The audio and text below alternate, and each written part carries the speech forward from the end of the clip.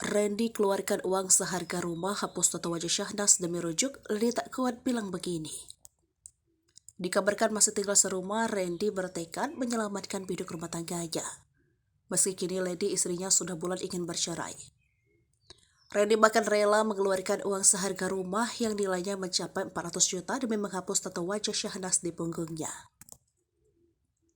Diakui Randy jika dia menahan sakit selama 8 jam lebih menghapus tato. Hal ini dilakukan demi rujuk kembali bersama istrinya. Tato itu kemudian ia rubah menjadi wajah lain yang sudah menelpon anak-anaknya. Saya merujuk ya, pinginnya dikasih kesempatan sama Lady. Ini memang mustahil ya, buat rujuk dan kesalahan seperti ini, ungkap Randy belum lama ini. Saya ingin pertanggungjawaban saya untuk membayar semua kesalahan saya ke Lady. Saya tahu dia kecewa, hancur banget, dan saya juga nggak mau masa depan anak-anak saya jadi hancur. Itu yang lagi saya perjuangkan, doakan saja.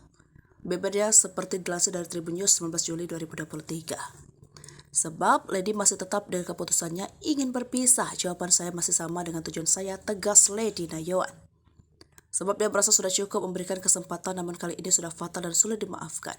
Meski pisah, dia tetap menyatakan akan berkomunikasi baik dengan Randy demi anak-anaknya.